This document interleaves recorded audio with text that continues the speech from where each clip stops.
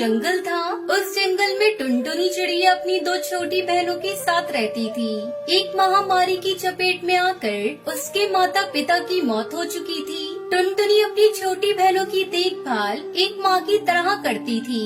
एक दिन टुनटुनी अपनी छोटी बहनों से कहती है, भूरी, पिंकी, तुम दोनों मेरी छोटी बहनें हो। आज तक मैंने तुम दोनों को कभी मम्मी पापा की कमी महसूस होने नहीं दी। जैसे तैसे करके मैं इस घर में तुम दोनों को पाल रही थी, लेकिन अब ये घर कई जगह से टूट चुका है। इस घर में हमें कभी भी खतरा हो सकता है, इसलिए इसे छोड़कर कहीं और जाना होगा। तब तक आप लोग कमेंट पे बताएं 59 डिवाइडेड बाय 9 कितने होते हैं। तो फिर क्या समस्या है टुनटुनी दीदी? हम तीनों बहनें कहीं और चलते हैं और किसी पेड़ पर अपना घोंसला बना लेंगे। हाँ पिंकी, यही ठीक रहेगा। टुनटुनी अपनी दोनों बहनों के साथ जंगल के अंदर जाती है।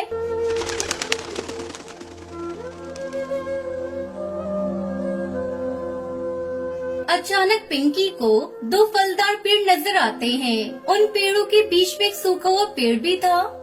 अरे टुनटुनी दीदी, मैं तो इसी अनार के पेड़ पर अपना घर बनाऊंगी और मजे से अनार खाऊंगी। भूरी मेरी बहन, तू तो कुछ बोल, क्या मैं तेरे साथ रह सकती हूँ? नहीं दीदी, मैं तुम्हें अपने साथ नहीं रख सकती।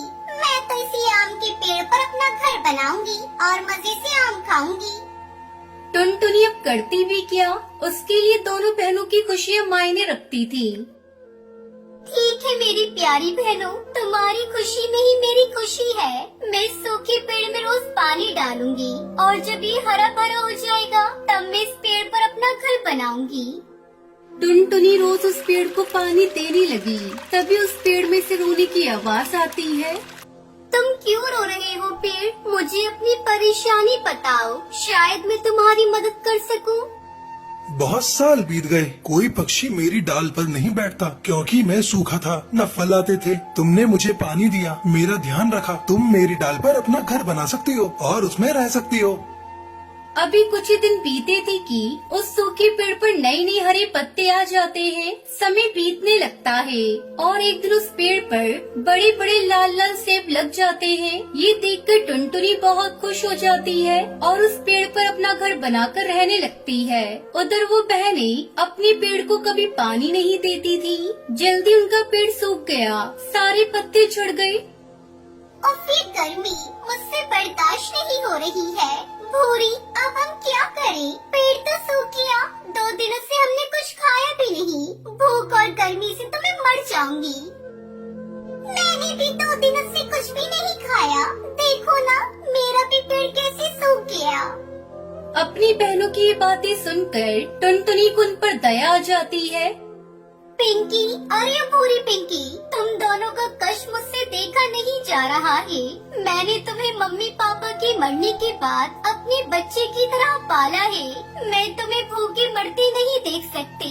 जो हो गया उसे भूल जाओ और तुम दोनों मेरे साथ चलो। हम तीनों एक साथ रहेंगे। मेरे पास रहने और खाने की कोई कमी नहीं है।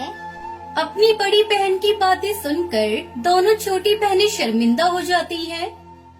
हमें माफ कर दो दीदी, हमने आपके साथ बहुत गलत किया। हम भटक गए थे दीदी। टुनटुनी अपनी बहनों को माफ कर देती है। फिर अपनी दोनों बहनों के साथ उस सेब के पेड़ पर खुशी खुशी रहने लगती है।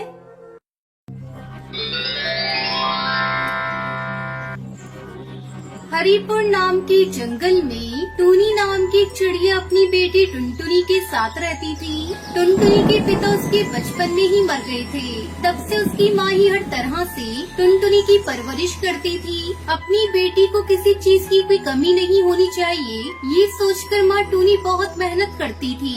और टुनटुनी अभी छोटी थी, इसलिए वो उसे भी अपने साथ लेकर जाती थी। ऐसे ही एक दिन अपना काम खत्म करके घर लौटते वक्त टुनटुनी अपनी माँ से कहती है, माँ, मुझे भूख लग रही है। घर पहुँचने में अभी काफी समय लगेगा। मैं तब तक भूखी नहीं रह सकती। नहीं बेटा, मैं तुम्हारे लिए खाना लेकर आई हूँ। आओ रुको, यहाँ खाना खाते हैं। तब तक आप लोग कमेंट में बताएं 39 डिवाइडेड बाय 6 कितने होते हैं। ये कहते हुए वो दोनों एक पेड़ के पास रुकते हैं। वहाँ पर एक बूढ़े बाबा लेटकर कांप रहे थे। उसे देखकर टुनटुनी उससे पूछती है, बाबा जी आप यहाँ क्यों बैठे हो? उठिए, क्या हुआ आपको? इतने बड़े जंगल में अकेले, इसका मतलब ये रास्ता भूल गए होंगे। इन्हें उठाओ बेटा, खाने के लिए कुछ देते हैं। इतने में वो बूढ़े बाबा होश में आकर कहते हैं, प्यास लग रही है। टुनटुनी जल्दी जल्दी उन्हें अपने पास जो पानी है वो देती है। पानी पीने के बाद, ये लीजिए बाबा जी, रोटियाँ खाइए, आपको ताकत मिलेगी। ये कहते हुए वो अपनी सारी रोटी उस बूढ़े बाबा को दे देती है और खुद भूखी रहती है। वो बाबा रोटी को एक चुटकी में खा लेता है। कुछ ज्यादा ही भूखे लग रहे हो बाबा जी, ये लो, ये भी खा लो। ये कहते हुए टूनी भी अपनी सारी रोटियां दे देती है। बेटा, मुझे रोटियां देने के लिए आपका बहुत बहुत शुक्रिया, लेकिन मेरी भूख बिल्कुल भी नहीं मिटी है। बाबा हमें माफ कर दीजिए, हमारे पास खाने के लिए जो कुछ भी था वो सब अपने आप को दे दिया। आप हमारे घर आ जाइए, जितनी चाहे उतनी रोटियां बना कर दूंगी। मेरी माँ जो बात कहती है वो करके दिखाती है बाबा जी। मुसीबत में पड़े लोगों की मदद करनी चाहिए, ये बात भी मुझे माँ ने ही सिखाई थी। वो आपकी मदद जरूर करेंगी। ये बात सुनते ही वो बूढ़ा बाबा एक बड़े से बिल्ली में बदल जाता है और टुनटुनी और टूनी उसे देखकर हैरान हो जाते हैं। अब बताओ, मेरी भूख मिटाने के लिए कितनी रोटियां बनाओगी? मदद करने के लिए आकार से या जीभ से कोई मतलब नहीं है। मदद तो मदद होती है। मैंने तुमसे वादा किया था न कि तुम्हारी भूख मिटाऊंगी। मैं अपना वादा हर हाल में पूरा करूंगी। ये कहते टूनी अपने घर जाकर एक टोकरी भर की रोटियां बनाकर लाती है, लेकिन वो बिल्ला उन सारी रोटियों को एक ही बार में खत्म कर देता है। मेरी भूख अभी कम नहीं हुई है, और रोटियां लाओ। फिर से टूनी घर जाकर अगले दिन सुबह 2 टोकरियां भरकर रोटियां लेकर आती है। वो उन रोटियों को भी एक ही बार में खा लेता है। मेरी भूख अभी भी कम नहीं हुई है। अगले दिन 5 टोकरियां भर की रोटियां बनाते ही घर में सारा आटा खत्म हो जाता है। अब तो घर में भी आटा खत्म हो गया है माँ। अभी भी बिल्ला भैया की भूख नहीं मिटी तो हम क्या करेंगे? बेटा, अगर मुझे कुछ हो जाए या बिल्ला मुझे सजा दे तो तुम अपना ख्याल रखना।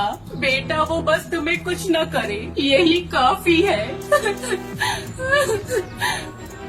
ये कहते हुए टूनी अपनी बेटी को पास बिठाकर रोने लगती है। इतने में वो बिल्ला उनके घर आता है। मैं तुम्हारे पास ही आ रही थी। ये लो, 5 टोकरी रोटियां हैं। इन्हें खाने के बाद भी अगर तुम्हारी भूख नहीं मिटी तो, और रोटियां बनाने के लिए मेरे पास आटा नहीं है। अब तुम मुझे जो चाहे वो सजा दे सकते हो। इतना सुनते ही वो विशाल बिल्ला एक परी चिड़िया के रूप में बदल जाती है।